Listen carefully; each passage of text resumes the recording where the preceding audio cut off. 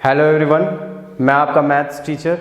आज हम लोग पढ़ेंगे क्लास 10th के कॉमन टॉपिक सर्कल्स के बारे में। ठीक है, तो सबसे पहले हम जान लेते हैं सबसे basic problem, what is the difference between circle and sphere. ठीक है, गोल वो भी होता है, गोल ये भी होता है। ठीक है, जैसे ये सर्कल है, ठीक है, और जो हमारी क्रिकेट वाली बॉल होती है वो एग्जाम्पल होती है किसका, स्फीयर का। ठीक, वो कुछ स्पेस ऑक्यूपाई करती है, वो 3 डायमेंशनल रिप्रेजेंटेशन है। जैसे हम आपको दिखाएं, ये बॉल है हमारे पास, तो ये क्या है, ये कुछ स्पेस ऑक्यूपाई कर रही है, मतलब इसका क्या होगा, वॉल्यूम। ठीक है, और ये भी गोल ही है लेकिन इसका कोई वॉल्यूम नहीं है, कोई स्पेस ऑक्यूपाई कर रहा है नहीं। अगर इसी बॉल को हम चिपटा कर दें तो ये कैसा बन जाएगा, सर्कल जैसा दिखने लगेगा। ठीक है, तो ये हो गया हमारा basic difference between circle and sphere. ठीक है, तो इस चैप्टर में हमारा सर्कल हमें पढ़ना है, स्फीयर से रिलेटेड कुछ है नहीं, तो हम स्फीयर के बारे में डिस्कस नहीं करेंगे। तो आते हैं हम अपने सबसे बेसिक कॉन्सेप्ट्स क्लियर करने के लिए। क्लास 9th में जो आपने थ्योरम्स पढ़ रखी हैं उनका क्लियर करने के लिए पढ़ लेते हैं, फिर से रिमाइंड करा देंगे वही थ्योरम्स। ठीक, तो ये सर्कल है, ये इसका हो गया सेंटर। ठीक है, ये क्या हो गया, रेडियस, किससे रिप्रेजेंट करते हैं, स्मॉल आर से। ठीक, ये क्या हो गया, डायमीटर, इसे किसे रिप्रेजेंट कर से, डी से। ठीक, डी जो रेडियस होती है वो डायमीटर का क्या होता है, हाफ। सबसे पहले ये आपको पता ही होगा, नहीं पता हो तो क्लास में पढ़ लीजिए, रिमाइंड कराने के लिए ये शुरुआत में मैंने कराया। ठीक है, अब ये क्या है, कॉर्ड ऑफ द सर्कल। ठीक है, कॉर्ड ऑफ द सर्कल। ठीक, अब कोई लाइन अगर सर्कल को बीच से कट करके निकलती है तो इसे क्या बोलते हैं, सीकेट। ठीक है, उसके बाद कोई लाइन अगर सर्कल के एक पॉइंट से टच करके निकलती है तो इसे क्या बोलते हैं, भाई पढ़ा होगा आपने पहले, क्या बोलते हैं, टेंजेंट बोलते हैं। ठीक, ये तो हो गया basic knowledge. Area of circle सबको पता होगा, पाई आर स्क्वायर होता है। सर्कमफ्रेंस ऑफ द सर्कल सबको पता होगा, 2 पाई आर होता है। ठीक है, लेकिन अब आते हैं, ये क्या है, यहां से कट हो गया ये सर्कल, इतना ही बना है, इसे क्या बोलते हैं, ये बना है, इसे क्या बोलते हैं, आर्क। ये क्या हो गया, मेजर आर्क, और ये क्या हो गया, अगर ये मेजर है तो ये क्या होगा, माइनर आर्क। ठीक है, ये हो गया। अब आते हैं, जब कोई कॉर्ड किसी सर्कल को कट करती है तो उसे क्या बोला जाता था, भाई पढ़ा होगा आपने, हाँ, मेजर सेगमेंट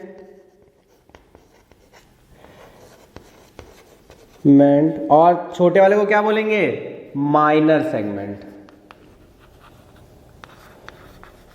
ठीक, ये जब किसी सेंटर से किसी को पिज्जा की तरह कट करते हैं सर्कल को तो इसे क्या बोलते थे, मेजर सेक्टर, और छोटे वाले को माइनर सेक्टर। ठीक है, और इसी पे क्वेश्चंस भी है एरिया रिलेटेड टू सर्कल में, आपके क्लास 10th का बहुत अच्छा चैप्टर है। ठीक है, तो ये हो गया मेजर सेक्टर, माइनर सेक्टर, ये हो गया मेजर सेगमेंट, माइनर सेगमेंट। ठीक है, अब थ्योरम्स पे आते हैं जो क्लास 9 में हमने पढ़ा था।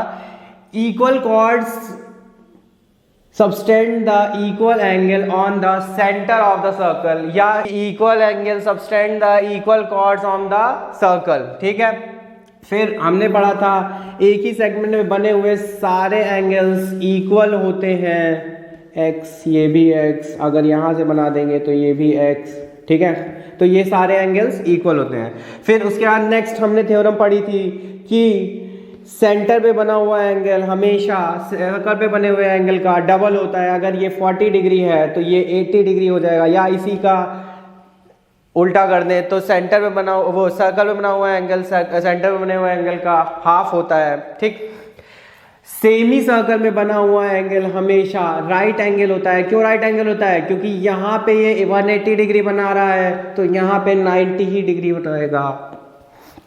ठीक है, उसके बाद साइक्लिक क्वाड्रेटल पढ़ा था, साइक्लिक क्वाड्रेटल का अपोजिट एंगल का सम क्या होता है, 180।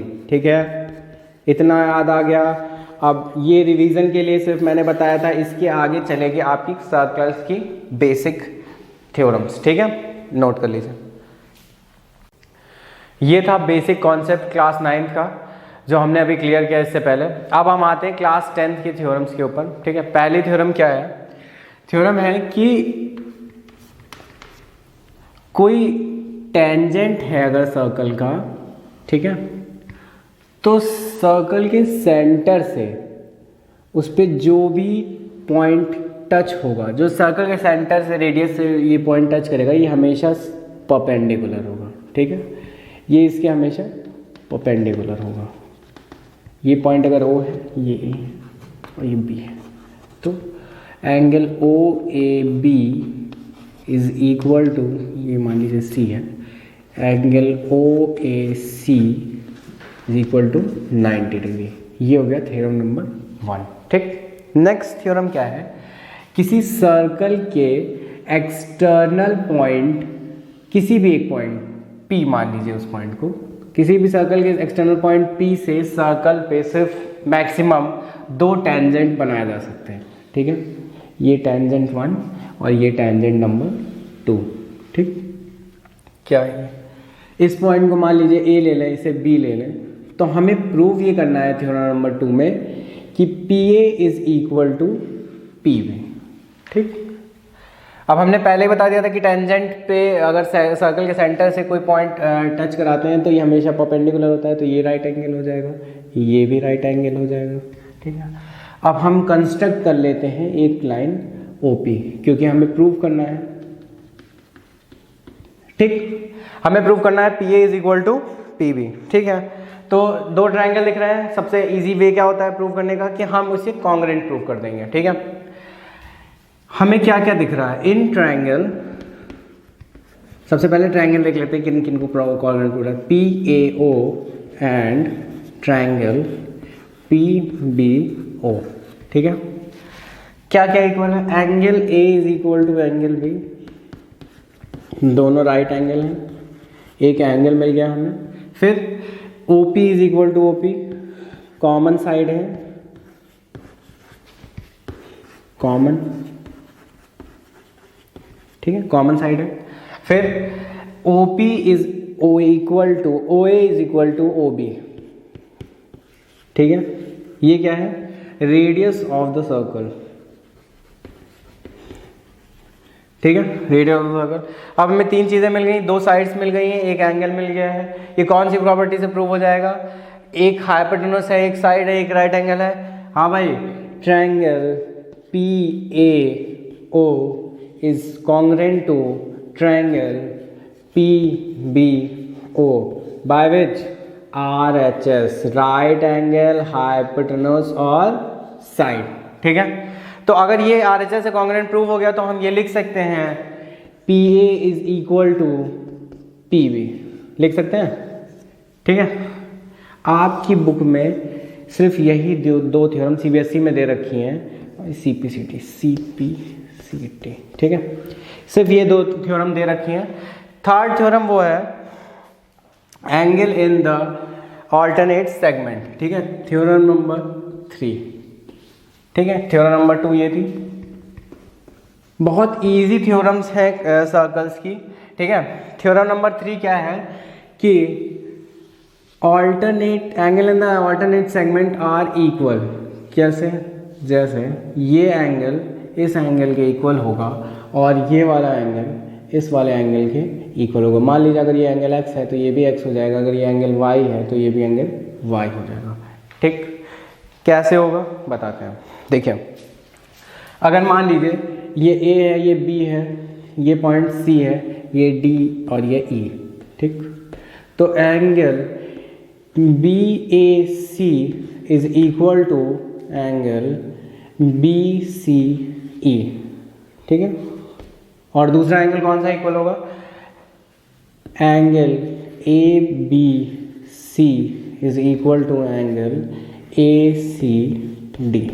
ये बहुत कम क्या बोलते हैं सीबीएसई में तो है ही नहीं ये थ्योरम, आईसीएसई में है और इसके क्वेश्चंस लेकिन सीबीएसई में आते हैं, इसलिए मैंने इसे बता दिया। ये रही थ्योरम्स क्लास 10th के लिए, जो क्लास 10th में है आपके उसमें, ठीक है। इसे नोट कर लीजिए, फिर हम कुछ क्वेश्चंस करते हैं।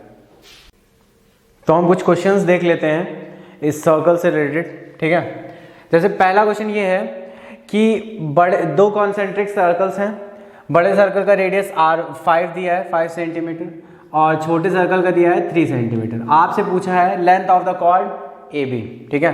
कॉन्सेंट्रिक सर्कल है मतलब इनका सेंटर सेम होगा, ठीक है। यहाँ से ये हमेशा परपेंडिकुलर ही बनाएगा क्योंकि टेंजेंट है, ठीक है।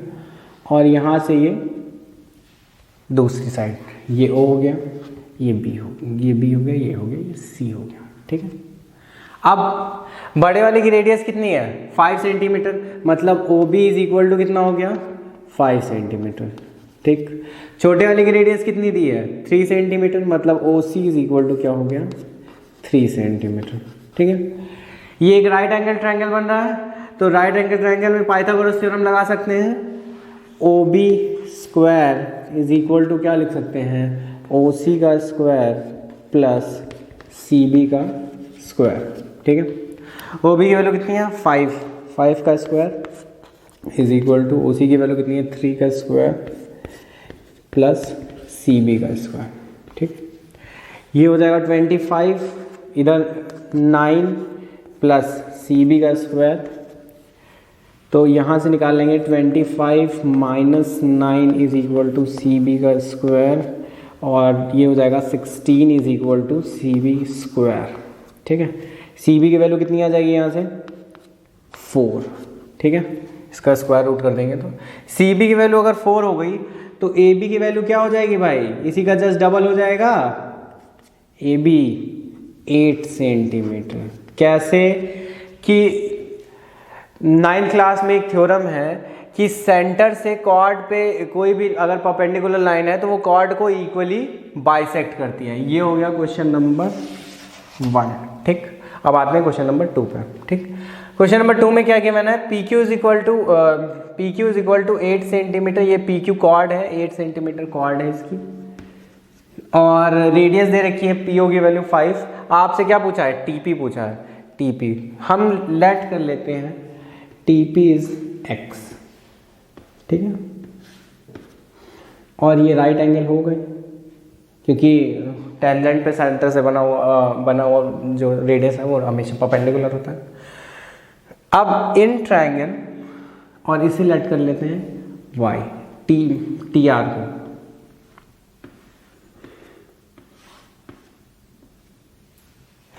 इस ट्रायंगल को अगर हम देखें, इस ट्रायंगल को, ये हमें 5 पता है, ये परपेंडिकुलर है, ये PQ की वैल्यू 8 है, तो इस पॉइंट को R लेट किया है तो PR की वैल्यू क्या हो जाएगी, PR is half of PQ हो जाएगा ना भाई। तो ये PR की वैल्यू कितनी आ जाएगी, PR इज इक्वल टू 8 का हाफ कर देंगे 4। अगर PR की वैल्यू 4 है, ये 4 है और ये 5 है, तो RO की वैल्यू यहाँ से निकल आएगी कौन से थ्योरम, राइट एंगल ट्रायंगल है तो पाइथागोरस थ्योरम। क्या लगेगा, PO का square is equal to PR का स्क्वायर प्लस RO का स्क्वायर। ये हो जाएगा 25 स्क्वायर इज इक्वल टू 5 का स्क्वायर इज इक्वल टू 4 का स्क्वायर इज प्लस RO का स्क्वायर। यहाँ से RO की वैल्यू निकाल लेंगे, RO की वैल्यू आ जाएगी 3, ठीक है। ये वैल्यू आ जाएगी 3, ठीक है। पाइथागोरस थ्योरम लगा दिया है, आप उसमें वैल्यूज पुट करके निकाल लेंगे, ठीक है। इसके बाद RO की वैल्यू 3 आ गई, आपको क्या निकालना है, TP निकालना है। इसमें 2 ट्रायंगल दिख रहे हैं, कौन कौन से 2 ट्रायंगल दिख रहे हैं, ट्रायंगल TPO और एंड ट्रायंगल TPR, ठीक है। ये 2 ट्रायंगल है, दोनों राइट एंगल ट्रायंगल, दोनों में पाइथागोरस थ्योरम लगा देंगे, 2 नॉन वेरिएबल, 2 ट्रायंगल, 2 इक्वेशंस मिल जाएंगी, सॉल्व हो जाएगा। देखिए पहले देखते हैं TPR में, इन ट्रायंगल TPR,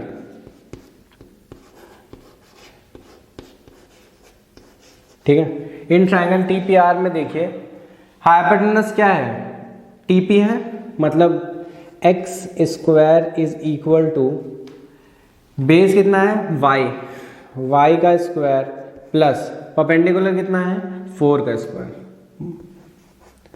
ठीक है। यहाँ से हमें पहली इक्वेशन क्या मिल जाएगी, x square is equal to y square plus 16।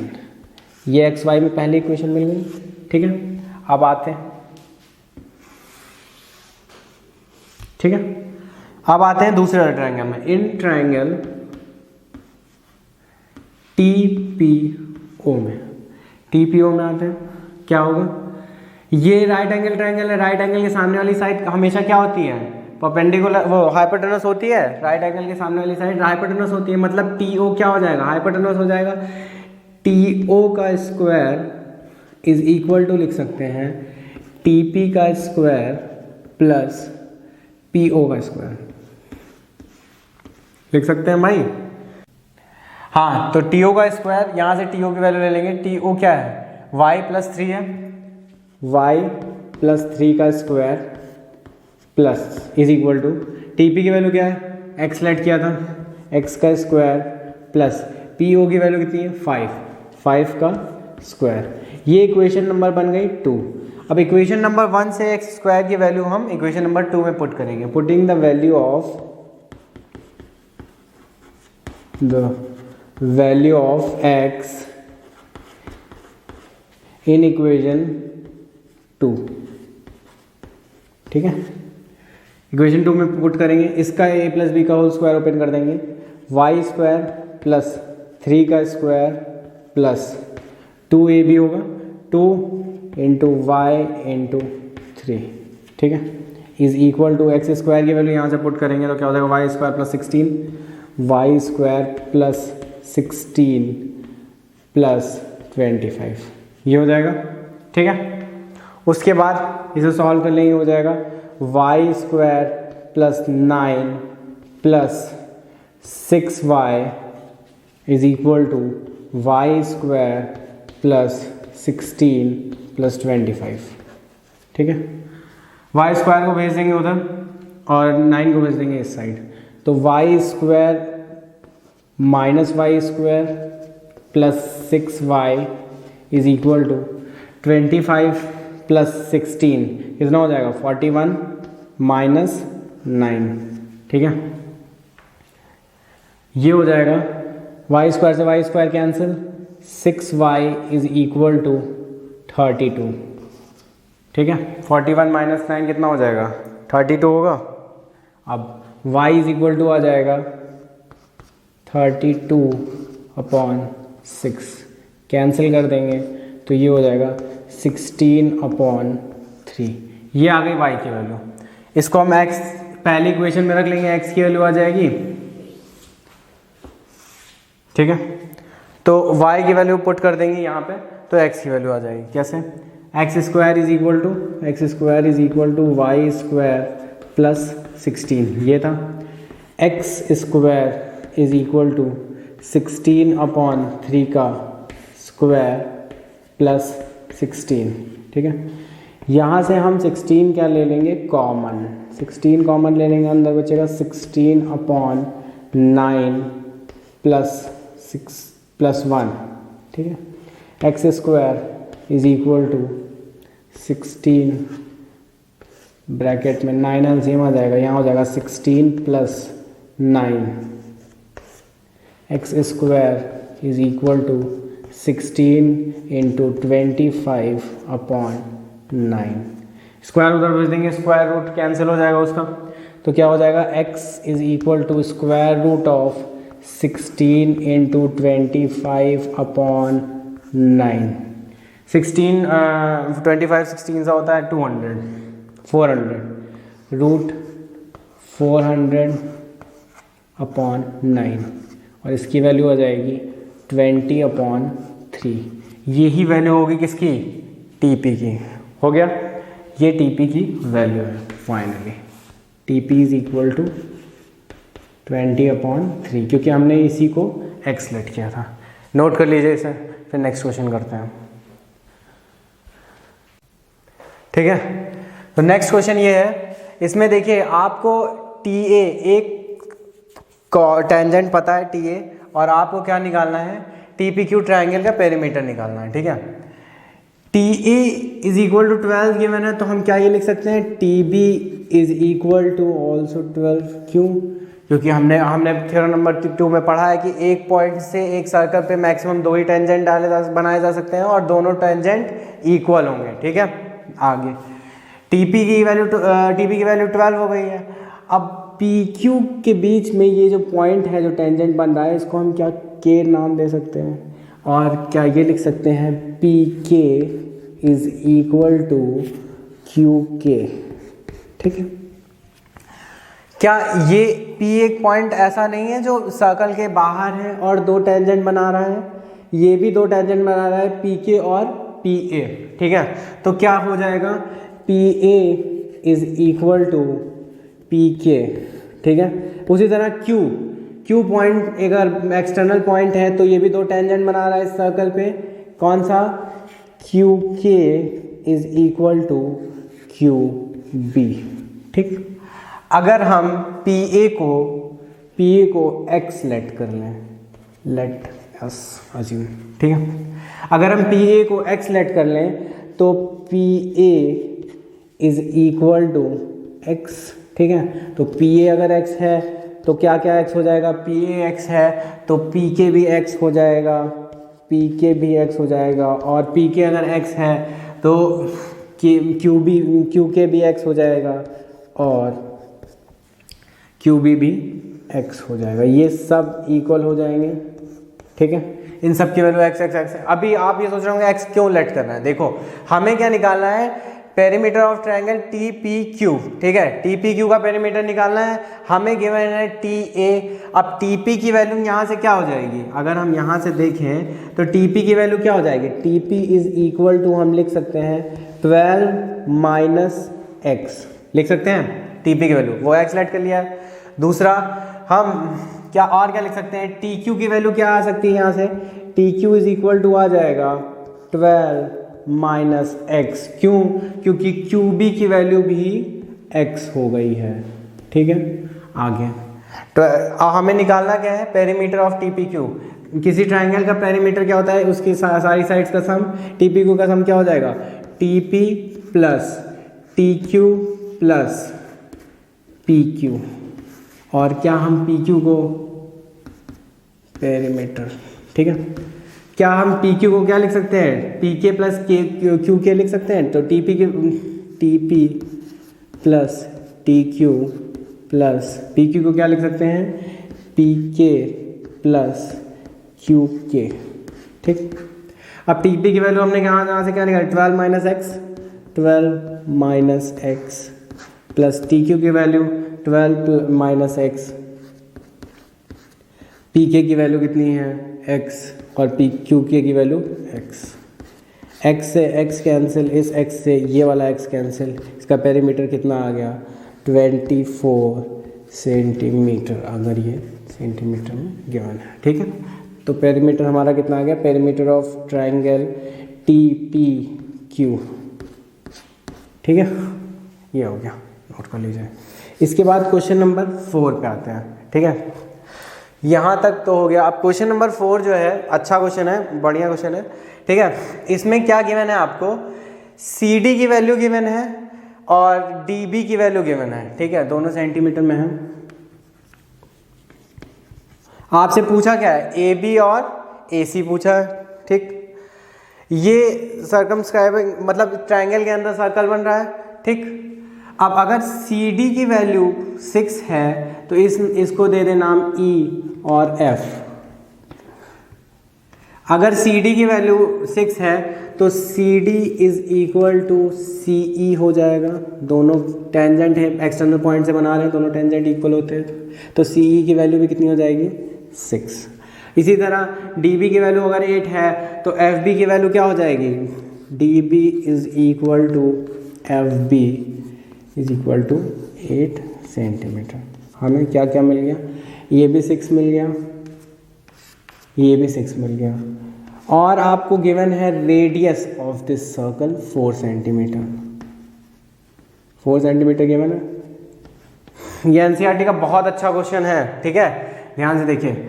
अब हमें क्या क्या मिल गया है? ये मिल गया, ये मिल गया, रेडियस पता है। AE को हम x लेट कर लेते हैं। x लेट कर लिया, एक्स लेट कर लिया। इस पूरे ट्रायंगल को हम 3 ट्रायंगल में तोड़ लेते हैं, ठीक है। ये पॉइंट ओ है मिड वाला, ठीक है। अब देखिए in triangle O C B, हम पहले ये समझ लेते हैं कि करना कैसे है। करना ऐसे है कि देखिए हमें पूरे साइड्स पता नहीं है ट्रायंगल की, ठीक है। रेडियस पता है, ये इतनी साइड पता है, ये हमें ए बी और ए सी निकालना है। हम क्या करेंगे कि पहले इन तीनों ट्रायंगल का एरिया निकाल लेंगे, फिर बड़े वाले ट्रायंगल का एरिया निकाल लेंगे, दोनों को इक्वल रख देंगे और एक्स की वैल्यू आ जाएगी, क्योंकि एक ही नॉन वेरिएबल, मतलब एक ही वेरिएबल हमारे पास जो है, जो हमें नहीं पता है, ठीक है। तो in triangle O C B, इस वाले ट्रायंगल में एरिया ऑफ ट्रायंगल लगा देंगे हाफ बेस इंटू हाइट,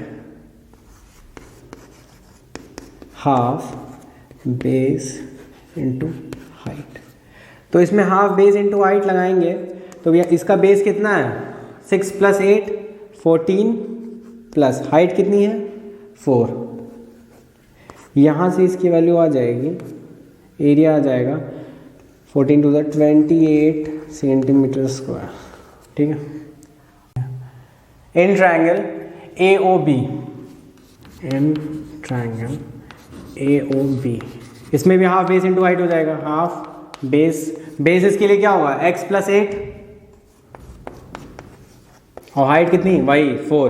क्या क्यों 4 होगी, क्योंकि रेडियस जो है इसका सेम है, तो सबके लिए हाइट कितनी हो जाएगी 4, कैंसिल कर देंगे 2 हो जाएगा, ठीक है। इसकी वैल्यू क्या आ जाएगी 2x + 16, ठीक है, सेंटीमीटर स्क्वायर, ये भी होगा। आगे अब कौन सा ट्रायंगल बचा, इन ट्रायंगल ए ओ सी में, ठीक है। एरिया ऑफ ट्रायंगल क्या हो जाएगा, एरिया ऑफ ट्रायंगल ए ओ सी, वही half base into height, half, इसके लिए बेस कितना होगा 6 + x और हाइट वही 4 सेंटीमीटर, क्योंकि रेडियस उतनी है ना, 2 से कैंसिल हो जाएगा 2 आ जाएगा, कितना हो गया ये 2x + 12, ये हो गया। आगे ये तीनों ट्रायंगल का तो एरिया आ गया। अब बड़े वाले ट्रायंगल का एरिया कहाँ से निकालेंगे, हमें देखिए हाइट नहीं पता है, तो हमने क्लास 9th में एक फॉर्मूला पढ़ा था हेरॉन्स फॉर्मूला, ठीक है। जब ट्रायंगल की तीनों साइड्स पता हो तो एरिया निकालने के लिए फॉर्मूला क्या होता था, area of triangle, triangle is equal to √/s s - a s - b और s - c, ठीक है, ये फॉर्मूला होता था।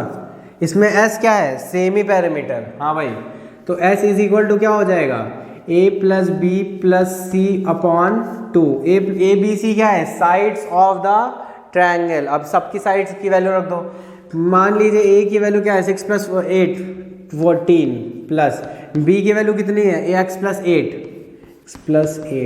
प्लस c की वैल्यू कितनी है x + 6 / 2, सबको ऐड कर देंगे क्या हो जाएगा, s is equal to 2x + 14 और 28 / 2, कैंसिल कर दें, 2 कॉमन ले लेंगे, क्या आ जाएगा x + 14 / 2, 2 से 2 कैंसिल, s की वैल्यू कितनी आ गई भाई, s की वैल्यू आ गई x + 14। अब ये वैल्यू एरिया ऑफ ट्रायंगल में पुट कर देंगे, ए बी सी मैंने बता दिया है साइड्स ऑफ द ट्रायंगल होता है, एरिया ऑफ ट्रायंगल क्या हो जाएगा, area of triangle A B C is equal to s की वैल्यू पुट करेंगे क्या x + 14, ठीक है, फिर s - की वैल्यू कितनी है x + 14 माइनस a की वैल्यू कितनी है 6 + 8 14, ठीक है। नेक्स्ट s - b, s की वैल्यू x + 14 माइनस b की वैल्यू कितनी है x + 8 में दोनों साइड माइनस, अंदर माइनस जाएगा तो x - 8 ये हो जाएगा, ठीक है, ब्रैकेट लगा के अगर अंदर भेजेंगे तो, ठीक है। तो x + 14 माइनस s - c की वैल्यू 6 और x है 6 + x, तो ये हो जाएगा 6 और माइनस अंदर जाएगा तो माइनस का x, ठीक है। यहाँ x से x कैंसिल, यहाँ x से x कैंसिल, यहाँ 14 से 14 कैंसिल, कितना आ जाएगा बहुत ज़्यादा लेंथी नहीं है, ये इजी है, बस कैलकुलेशंस है, ठीक है, स्टेप्स ज़्यादा हैं, ठीक है। देखिए क्या हो जाएगा, x + 14 हो जाएगा, x + 14, बाकी यहाँ x बचा, फिर मल्टीप्लाई, यहाँ 14 - 8 कितना हो जाएगा 6 इंटू यहाँ 14 - 6 कितना हो जाएगा 8, ठीक। तो ये हो गया। अब इसे हमें किसके इक्वल रखना है, इन तीनों एरियाज के इक्वल रखना है। तीन एरिया कौन कौन से आए हैं, सेंटीमीटर स्क्वायर, ये AOC, AOB और OCB का, ठीक है। तो इसमें क्या रखेंगे, वैल्यूज रखेंगे, तो क्या हो जाएगा, एरिया ऑफ, यहाँ से देखते हैं,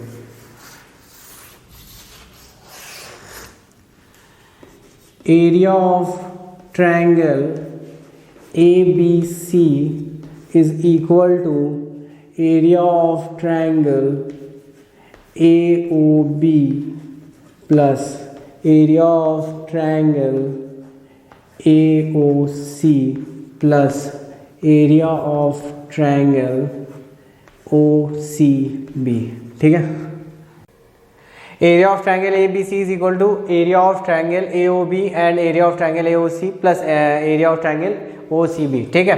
तो सबकी वैल्यूज पुट कर देते हैं। एरिया ऑफ ट्रायंगल ABC की वैल्यू कितनी है, √x अंदर भेज देंगे तो x² + 14x, x² + 14x bracket, ठीक है, 6 × 8, ठीक है। आगे एरिया ऑफ ट्रायंगल AOB की वैल्यू कितनी आई थी, 2x + 16, 2x + 16 area of triangle AOC की value 2x + 12 plus area of triangle OBC की वैल्यू OCB की 28। तो इसे सॉल्व कर लेंगे थोड़ा सा, ये क्या हो जाएगा, x² + 14x, बाहर 4 कॉमन ले लेंगे, अंदर बचेगा 3 is equal to 2x + 2x 4x हो जाएगा, और इन सबको ऐड कर देंगे, 16 + 12 + 28 56 हो जाएगा, ठीक है। यहाँ से 4 कॉमन ले लेंगे, हो जाएगा x + 14 कैंसिल हो जाएगा यहाँ वाले 4 से, √x² + 14x मल्टीप्लाई में 3, ठीक, स्क्वायर रूट उधर भेज देंगे, ये हो जाएगा x² + 14x multiply 3 is equal to x + 14 का होल स्क्वायर, ठीक है। अब a + b का होल स्क्वायर वहाँ लग जाएगा, यहाँ क्या हो जाएगा 3x² + 14 × 3 = 42x is equal to x² + 196 + 28x। सारी चीज़ें इधर ले आएंगे इक्वल के, क्या हो जाएगा, x² में से 3x² में से x² माइनस हो जाएगा 2x² प्लस 42x में से 28x माइनस हो जाएगा 14x minus 196 is equal to 0। 2 common लेके भेज देंगे उधर 0 के नीचे, तो ये हो जाएगा x² + 7x माइनस 96 में से 2 कॉमन ले लेंगे तो क्या हो जाएगा 98 इज इक्वल टू 0/2, तो वो 0 ही हो जाएगा उधर का 2, ठीक है। स्प्लिटिंग में मिडिल टर्म यहाँ लगा देंगे, x² 14 7 से 98 होता है, ठीक है। तो हो जाएगा 14 - 7x - 98 इज इक्वल टू 0। यहाँ हो जाएगा x² + 14x - 7x - 98 is equal to 0।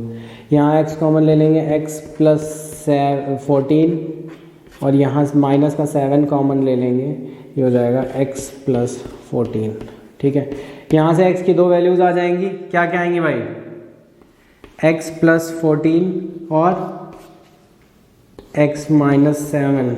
x की यहाँ से 2 वैल्यूज़ आ जाएंगी, एक x की वैल्यू आ जाएगी 7, दूसरी -14, पॉजिटिव वाली कंसीडर करेंगे। तो AB और ए सी निकालना है हमको, है ना।